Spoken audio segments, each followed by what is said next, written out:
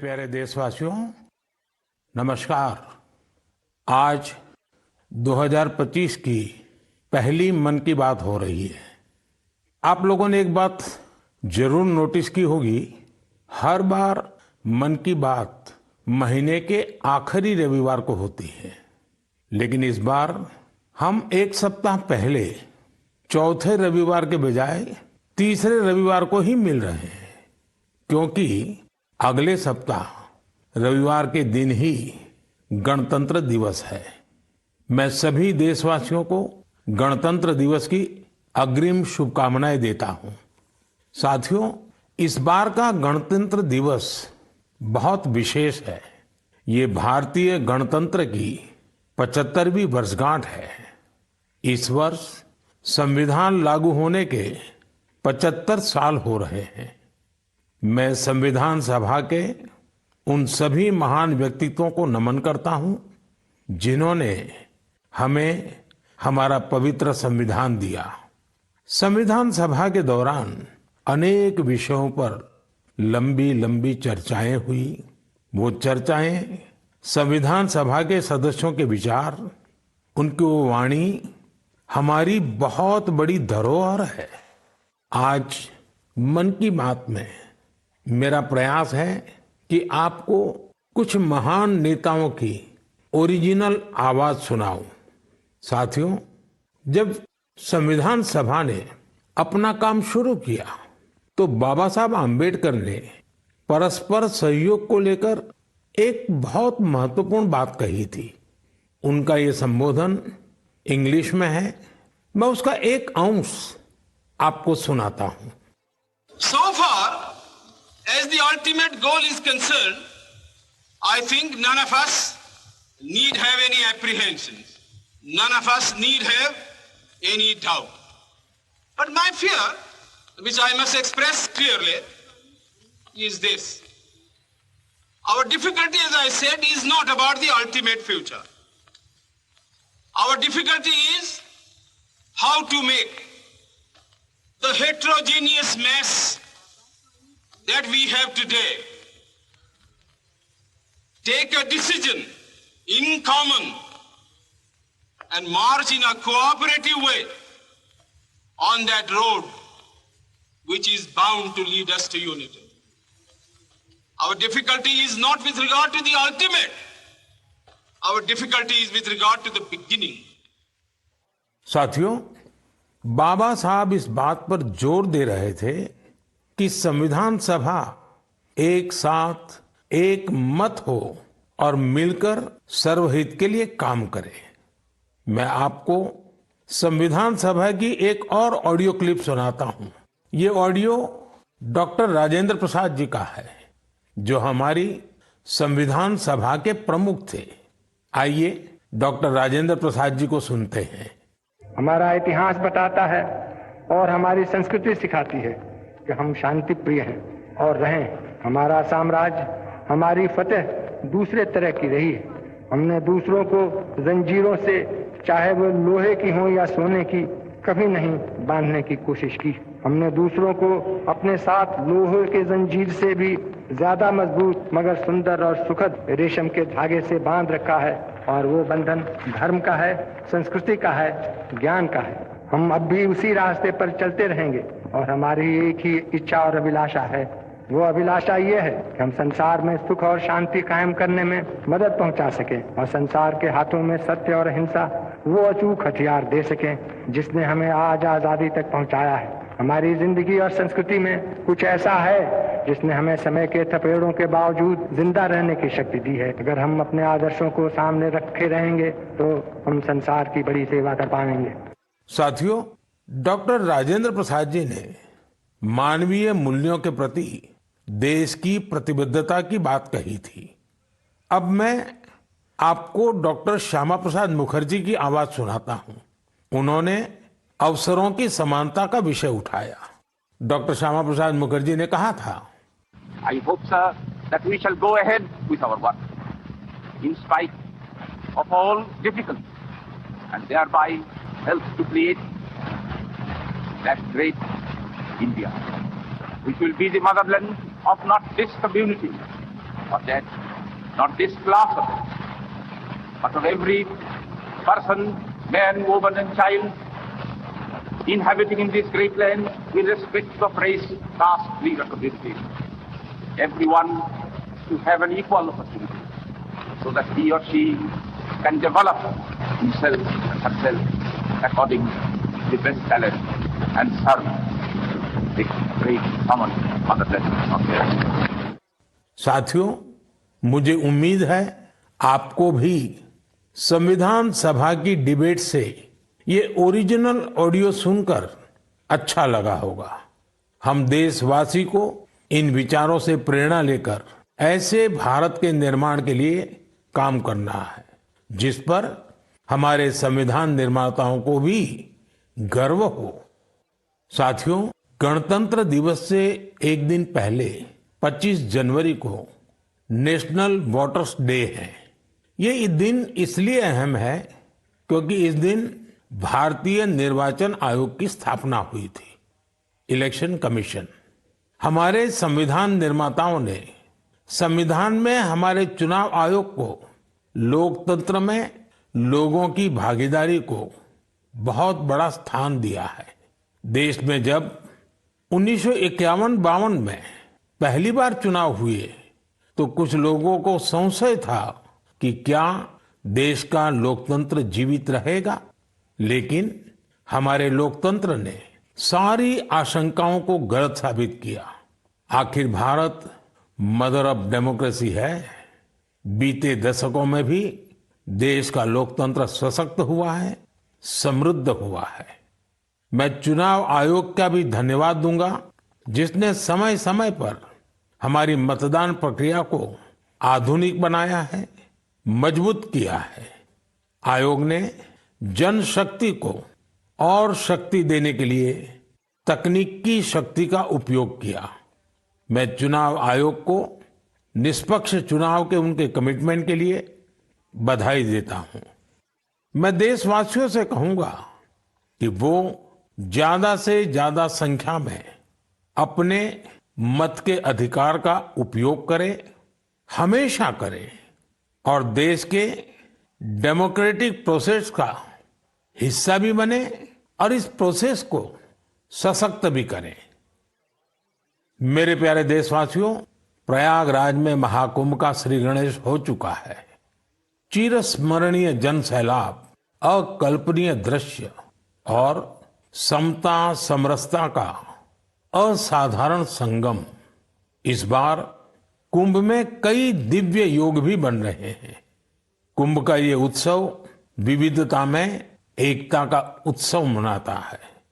संगम की रेती पर पूरे भारत के, पूरे विश्व के लोग जुटते हैं। हजारों वर्षों से चली आ रही इस परंपरा में कहीं भी कोई भेदभाव नहीं, जातिवाद नहीं। इसमें भारत के दक्षिण से लोग आते हैं, भारत के पूर्व और पश्चिम से लोग आते हैं। कुंभ में गरीब अमीर सब एक हो जाते हैं। सब लोग संगम में डुबकी लगाते हैं, एक साथ भंडारों में भोजन करते हैं, प्रसाद लेते हैं। तभी तो कुंभ एकता का महाकुंभ है। कुंभ का आयोजन हमें ये भी बताता है कि कैसे हमारी परंपराएं पूरे भारत को एक सूत्र में बांधती हैं।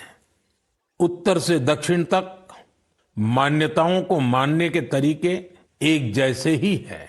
एक तरफ प्रयागराज, उज्जैन, नासिक और हरिद्वार में कुंभ का आयोजन होता है, वैसे ही दक्षिण भूभाग में गोदावरी, कृष्णा, नर्मदा और कावेरी नदी के तटों पर पुष्करम होते हैं।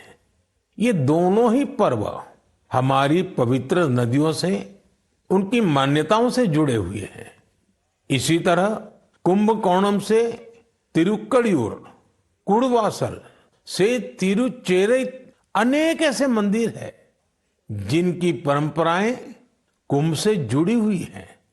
साथियों, इस बार आप सब ने देखा होगा कि कुंभ में युवाओं की भागीदारी बहुत व्यापक रूप में नजर आती है और ये भी सच है कि जब युवा पीढ़ी अपनी सभ्यता के साथ गर्व के साथ जुड़ जाती है तो उसकी जड़ें और मजबूत होती हैं और तब उसका स्वर्णिम भविष्य भी सुनिश्चित हो जाता है।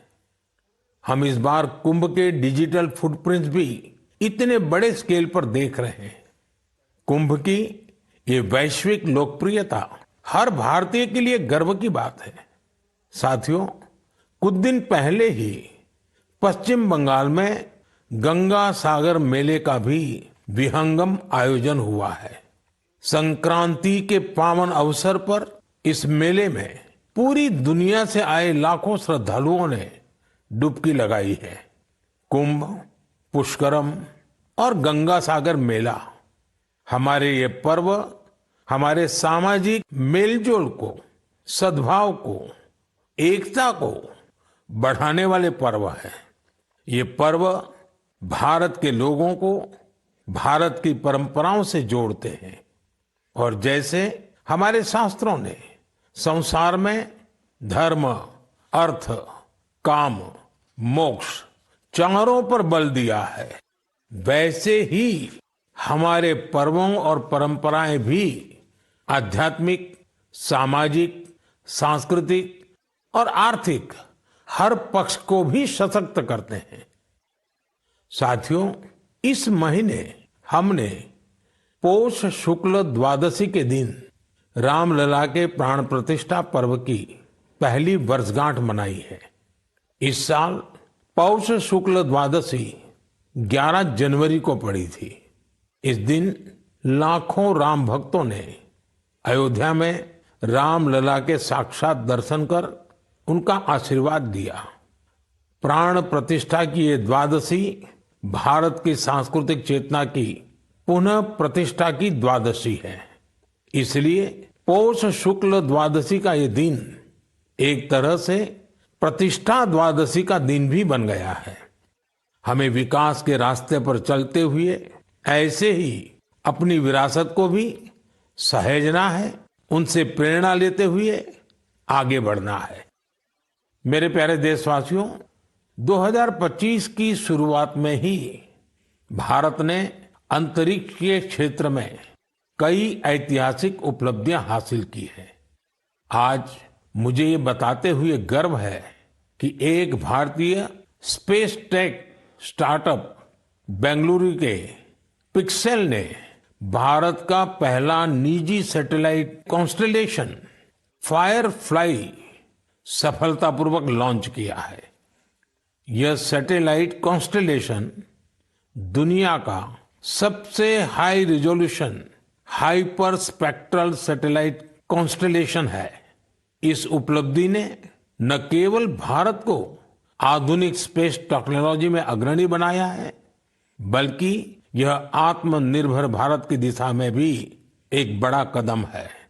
ये सफलता हमारे निजी स्पेस सेक्टर की बढ़ती ताकत और इनोवेशन का प्रतीक है। मैं इस उपलब्धि के लिए पिक्सेल की टीम, इसरो और इन स्पेस को पूरे देश की ओर से बधाई देता हूं।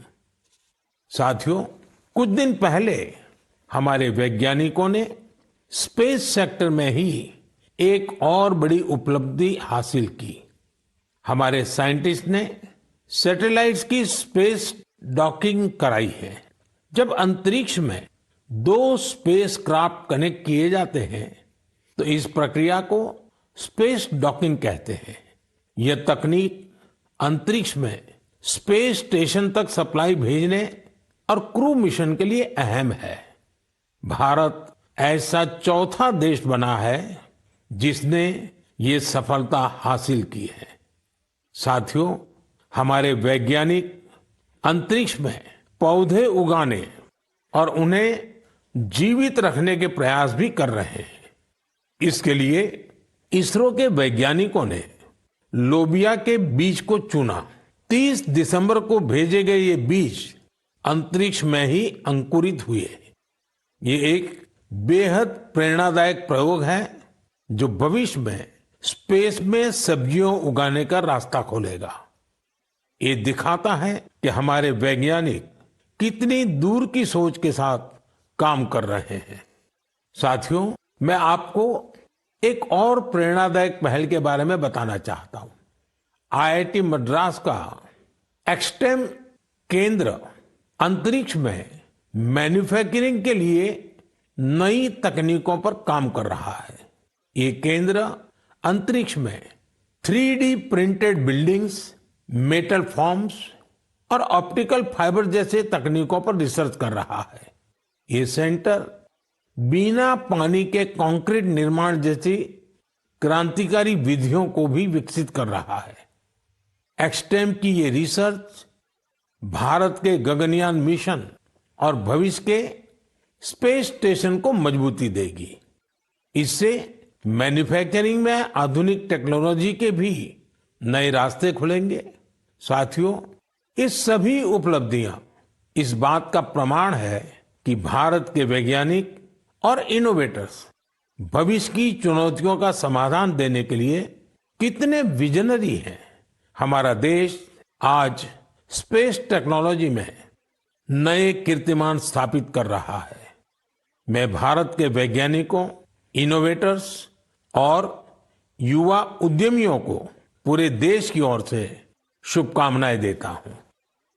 मेरे प्यारे देशवासियों, आपने कई बार इंसानों और जानवरों के बीच गजब की दोस्ती की तस्वीरें देखी होगी। आपने जानवरों की वफादारी की कहानियां सुनी होगी।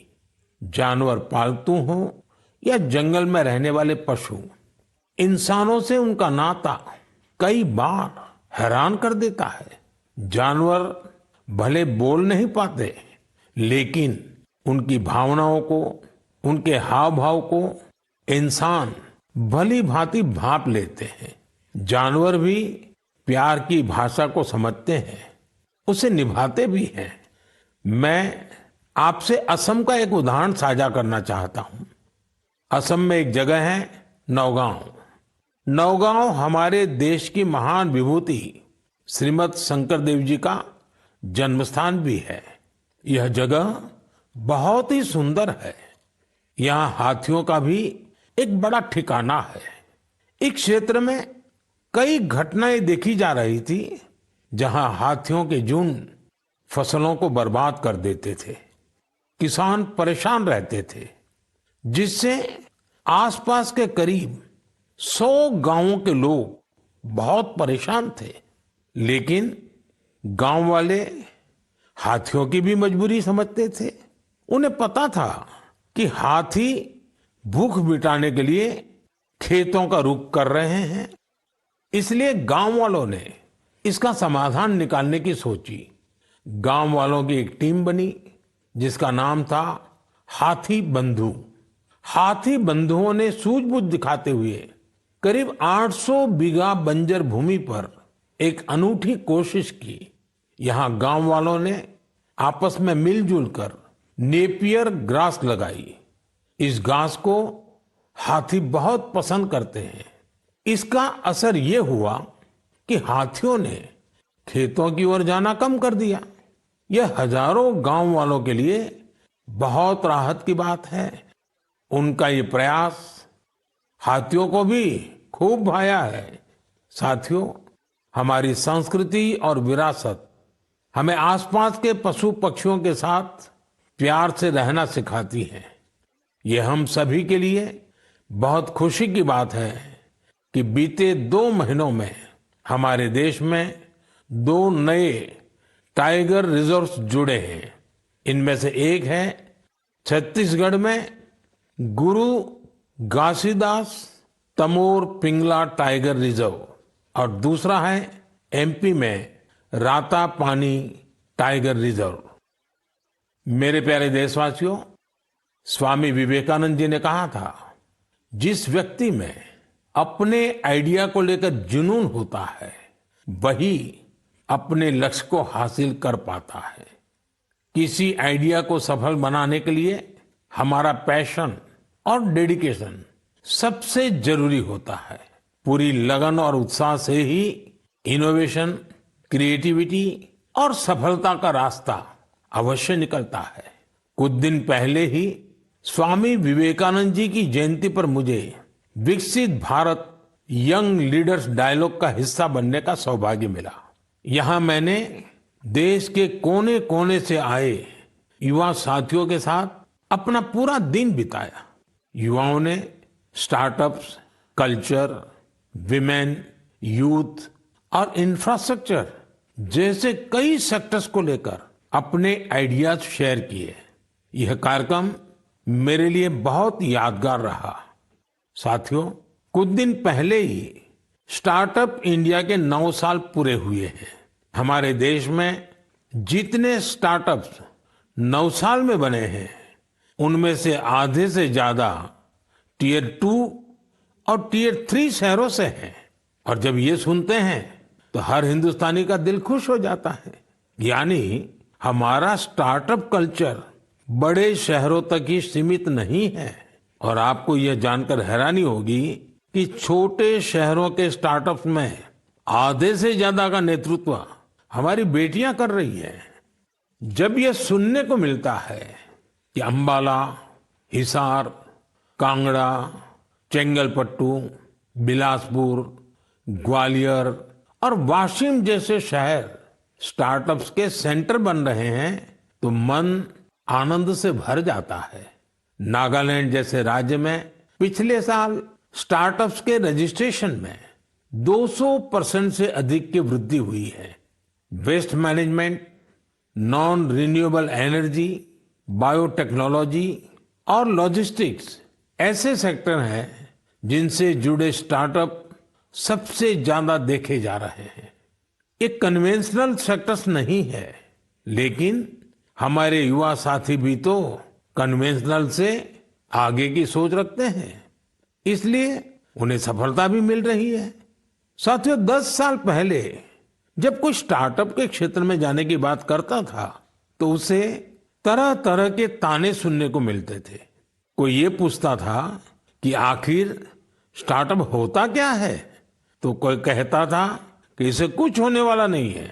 लेकिन अब देखिए, 1 दशक में कितना बड़ा बदलाव आ गया। आप भी भारत में बन रहे नए अवसरों का भरपूर लाभ उठाएं। अगर आप खुद पर विश्वास रखेंगे तो आपके सपनों को भी नई उड़ान मिलेगी। मेरे प्यारे देशवासियों, नेक नियत से निस्वार्थ भावना के साथ किए गए कामों की चर्चा दूर सुदूर पहुंच ही जाती है। और हमारा मन की बात तो इसका बहुत बड़ा प्लेटफॉर्म है। हमारे इतने विशाल देश में दूर दराज भी अगर कोई अच्छा काम कर रहा होता है, कर्तव्य भावना को सर्वोपरि रखता है, तो उसके प्रयासों को सामने लाने का ये बेहतरीन मंच है। अरुणाचल प्रदेश में दीपक नाबाम जी ने सेवा की अनूठी मिसाल पेश की है। दीपक जी यहाँ लिविंग होम चलाते हैं, जहाँ मानसिक रूप से बीमार, शरीर से असमर्थ लोगों और बुजुर्गों की सेवा की जाती है। यहाँ पर ड्रग्स की लत के शिकार लोगों की देखभाल की जाती है। दीपक नाबाम जी ने बिना किसी सहायता के समाज के वंचित लोगों, हिंसा पीड़ित परिवारों और बेघर लोगों को सहारा देने का अभियान शुरू किया। आज उनकी सेवा ने एक संस्था का रूप ले लिया है। उनकी संस्था को कई अवार्ड से भी सम्मानित किया गया है। लक्षद्वीप के कवरत्ती द्वीप पर नर्स के रूप में काम करने वाली के हिडुम्बी जी, उनका काम भी बहुत प्रेरित करने वाला है। आपको ये जानकर हैरानी होगी कि वो 18 वर्ष पहले सरकारी नौकरी से रिटायर हो चुकी हैं, लेकिन आज भी उसी करुणा और स्नेह के साथ लोगों की सेवा में जुटी हैं जैसे वो पहले करती थी। लक्षद्वीप के ही केजी मोहम्मद जी के प्रयास ये भी अद्भुत है। उनकी मेहनत से मिनिकॉय द्वीप का मरीन इकोसिस्टम मजबूत हो रहा है। उन्होंने पर्यावरण के प्रति लोगों को जागरूक करने के लिए कई गीत लिखे हैं। उन्हें लक्षद्वीप साहित्य कला अकादमी की तरफ से बेस्ट फोक सॉन्ग अवार्ड भी मिल चुका है। केजी मोहम्मद रिटायरमेंट के बाद वहां के म्यूजियम के साथ जुड़कर भी काम कर रहे हैं। साथियों, एक और बड़ी अच्छी खबर अंडमान और निकोबार द्वीप समूह से भी है। निकोबार जिले में वर्जिन कोकोनट ऑयल को हाल ही में जीआई टैग मिला है। वर्जिन कोकोनट ऑयल, उसको जीआई टैग के बाद एक और नई पहल हुई है। इस ऑयल के उत्पादन से जुड़ी महिलाओं को संगठित कर सेल्फ हेल्प ग्रुप बनाए जा रहे हैं। उन्हें मार्केटिंग और ब्रांडिंग की स्पेशल ट्रेनिंग भी दी जा रही है। ये हमारे आदिवासी समुदायों को आर्थिक रूप से सशक्त बनाने की दिशा में एक बड़ा कदम है। मुझे विश्वास है भविष्य में निकोबार का वर्जिन कोकोनट ऑयल दुनिया भर में धूम मचाने वाला है और इसमें सबसे बड़ा योगदान अंडमान और निकोबार के महिला सेल्फ हेल्प ग्रुप का होगा। मेरे प्यारे देशवासियों, पल भर के लिए आप एक दृश्य की कल्पना कीजिए। कोलकाता में जनवरी का समय है, दूसरा विश्व युद्ध अपने चरम पर है और इधर भारत में अंग्रेजों के खिलाफ गुस्सा उफान पर है। इसकी वजह से शहर में चप्पे चप्पे पर पुलिस वालों की तैनाती है। कोलकाता के बीचों बीच एक घर के आसपास पुलिस की मौजूदगी ज्यादा चौकस है। इसी बीच लंबा ब्राउन कोट, पैंट और काली टोपी पहने हुए एक व्यक्ति रात के अंधेरे में एक बंगले से कार लेकर बाहर निकलता है। मजबूत सुरक्षा वाली कई चौकियों को पार करते हुए वो एक रेलवे स्टेशन गोमो पहुंच जाता है। ये स्टेशन अब झारखंड में है।